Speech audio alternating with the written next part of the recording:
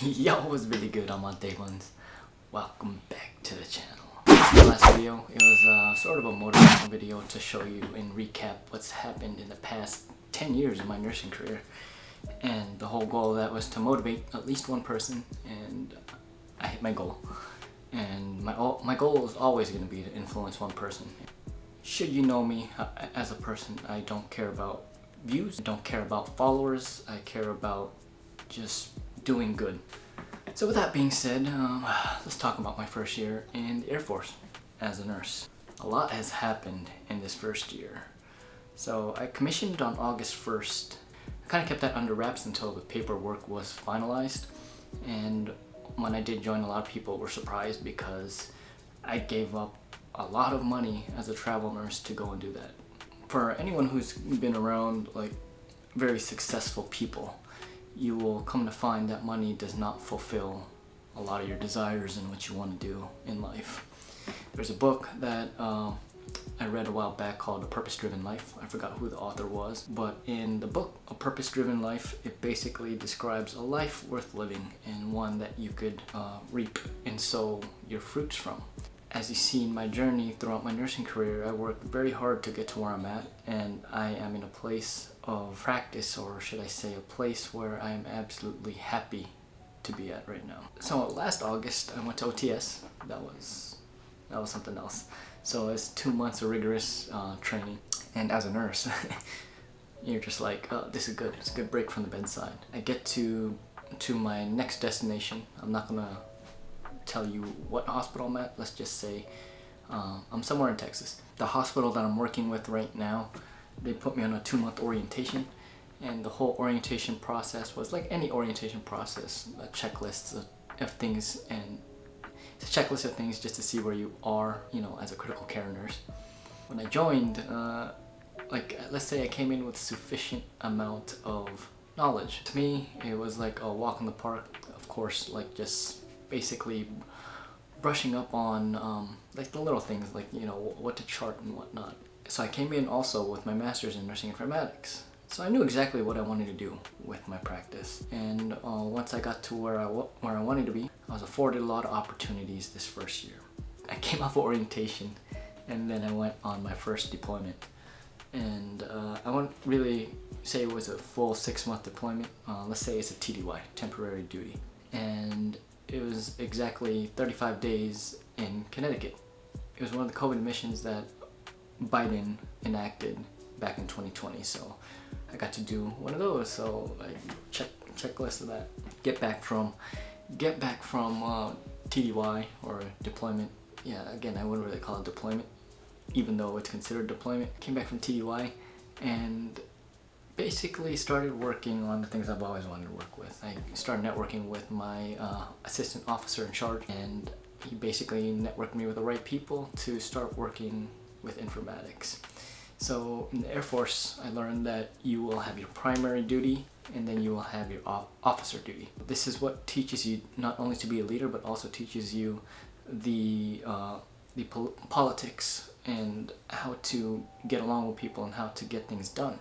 This is a very different ball game that I'm still learning, but you know, it's still something that I enjoy because it's a different challenge.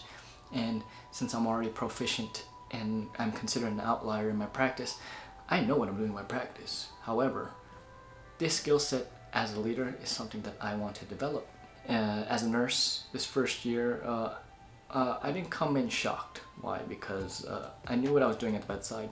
However, the extra duties that I am doing on the side, again, it's everything that I've wanted to do and everything that I am doing, you know, that I am leading with my practice that's going to get me to where I want to be, which is essentially an informaticist nurse down the line. By doing all these extra duties, you are afforded more opportunity when the time comes.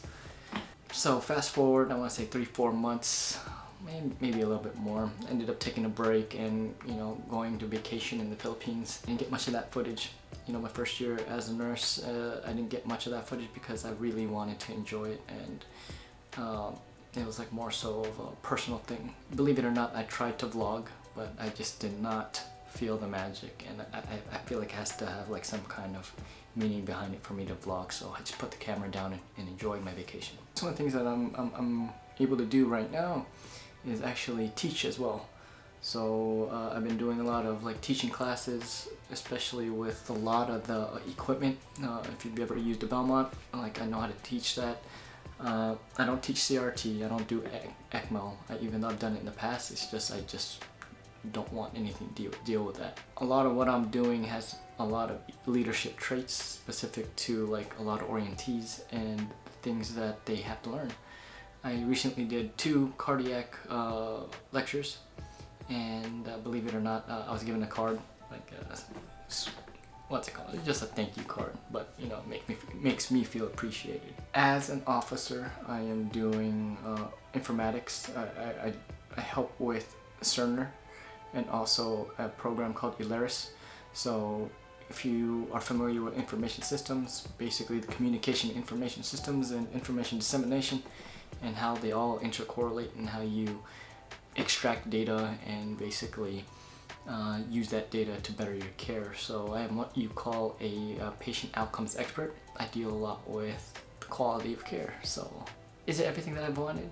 After my first year, a lot of people told me that I shouldn't join, and I remember a lot of people who told me I shouldn't join, so I don't care what they say. Why? Because I'm here now and I'm happy. I don't miss civilian nursing, because civilian nursing, there were some issues that I just didn't like. Here I feel more camaraderie. This is one of the best units I've ever worked on, second to Kaiser Permanente in Los Angeles. Shout outs to my folks out there.